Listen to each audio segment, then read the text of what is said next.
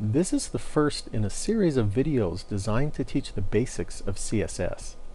To get the most from this video series, you should be familiar with HTML. If you haven't used HTML before, then I would recommend learning some of the basics of HTML before watching these videos. I have an HTML video series that you can watch which covers HTML basics. For reference, this CSS video series is based on CSS version 2.1. CSS stands for Cascading Style Sheets, and it is used to specify how elements within a document will look. For example, you can use CSS to set the style, color, and size of your text, or you could use it to specify a background image. Or if you wanted to add a border around something, you can specify that with CSS. There are quite a few characteristics that CSS can control. The best thing to do is jump right in and look at an example. To make things easy, we are going to be using the code tester at littlewebhut.com.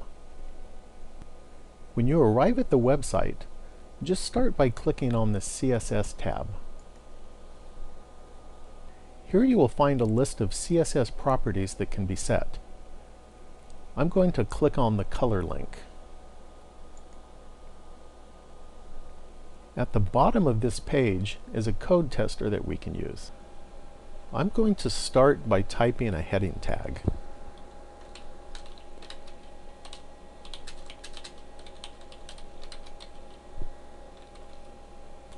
Now I can press the View button to see what this does.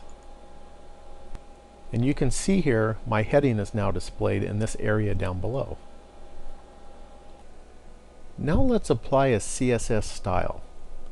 There are actually 3 different methods for applying styles. The first method that I'm going to show applies the style directly to the HTML tag by adding a style attribute.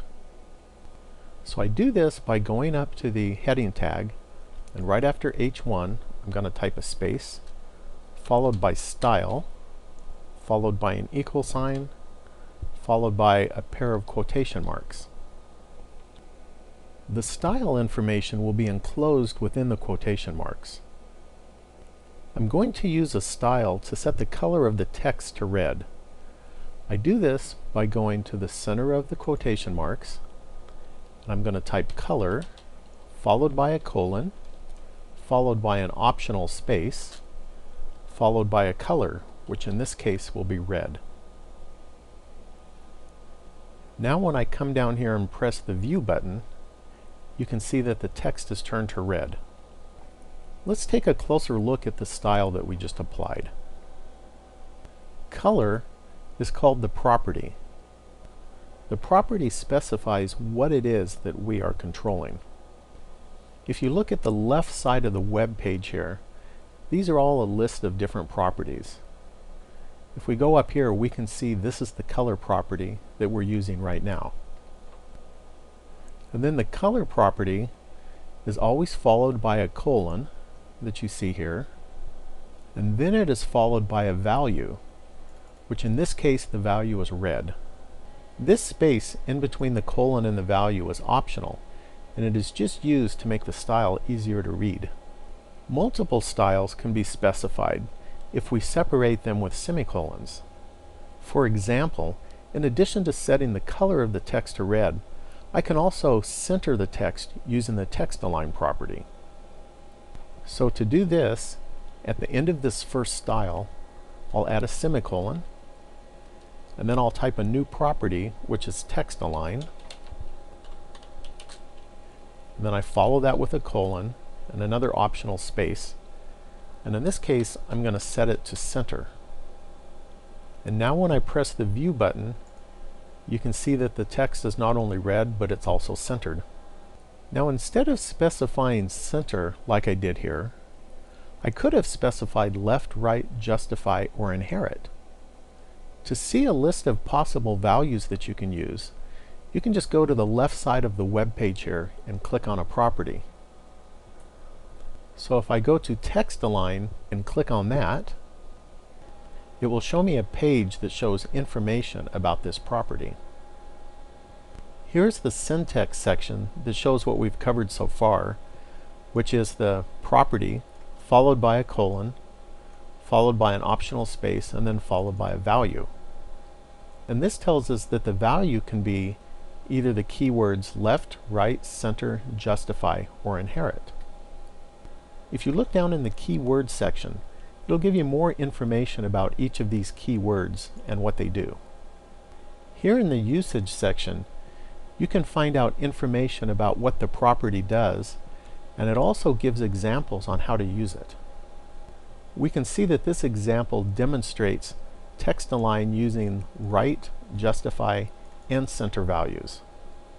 And we can also try out this example by pressing one of these test buttons. I'm going to press the XHTML test button. This takes me to a code tester with the example already typed in. I mentioned earlier that there are 3 different methods for applying styles. This example shows the second method, which embeds the styles within the HTML document itself. The CSS examples here at Little Web Hut use this second method. Recall that the first method specifies the style using a style attribute within the HTML tag. The second method uses a style tag that is located in the head section of the document. Here is our head section. This is the beginning and ending of the head section. And here is the style tag that starts here and ends here. The style information is located right here in between the opening and closing style tags. And just like before, these styles use a property name, which is text align in this case, followed by a colon, and then followed by a value. But now the style information is contained in between these curly brackets. And preceding the opening curly bracket here is a selector. The selector defines which HTML element that the style will be applied to. So this says that the text align property will be set to right for all H1 elements. The nice thing about this method for applying styles is that the style will apply to the whole document. So if my HTML document had 20 H1 tags, for example, then all 20 of them would be aligned to the right side. So let's look at this example a little more closely. Since we use the text align set to right for the H1 element, we can come down here and see that this is the H1 element, so this text should be aligned to the right. Let's go ahead and press the View button to see what this looks like. And sure enough here, this text right here for the H1 element is aligned on the right side. Then up here for the P element, we said that we wanted to align the text to justify. And justify just simply means that the text will be aligned on the left and the right side. And we're applying it to a paragraph tag, which is right here. And we can see here that the text generated inside this paragraph tag is aligned both on the left and the right side. And then this third alignment that we had up here was set to center, and this is for the div tag. Let me scroll down here a little bit. And so the div tag encloses both this H2 element here and the image element. If we look down here, both the H2 element text is centered, as well as the image itself is centered. And just like before, I can also add multiple styles by separating them with semicolons. So I can set the H1 text here to red just by going here to the end, and I already have a semicolon here. And I can just type color and then follow that with red. And then when I press the View button, you can see that my text is not only aligned on the right side, but the color is now red. Back on our previous page, on the left side of the page up near the top, there's a link called How to Apply Styles. If I click on that, it shows the 3 methods for applying styles. The first method that we covered is shown here. Here you can see a P tag that uses the style attribute, and it sets the color to red and it sets a background color to yellow. And then again, this is contained all within the p tag itself. The second method that we just finished covering shows the style here in the head section. And this shows the curly brackets that we used and the selectors here that we used that defined which elements that we wanted to apply the styles to. This page also shows the third method, which we haven't covered yet. This third method uses an external style sheet. To use this method, place a link tag in the head section of your HTML document, like is shown here. The link tag uses an href attribute, which is used to point to our external style sheet.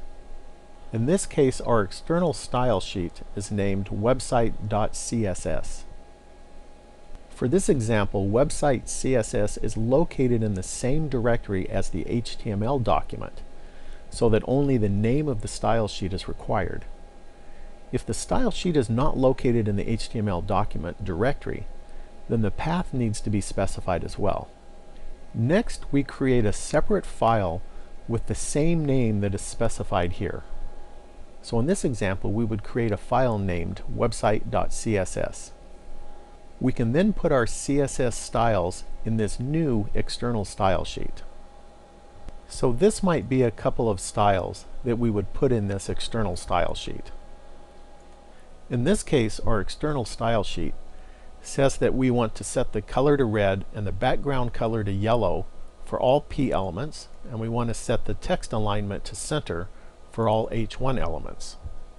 Using an external style sheet like this will let this P element here and this H1 element here be applied to all P elements and all H1 elements that are contained in HTML documents that have this link in the head section. So let's say that we had a website that had 100 HTML pages. So if all 100 of our HTML pages all had this same link in the head section, which points to our single external style sheet, then when we make a change to one of these styles, then that change will be applied to all 100 of the HTML documents that use this single style sheet. This method is commonly used to allow a single style sheet to control the look of an entire website. Well, that concludes this video. Thanks for watching, and please subscribe and leave a comment.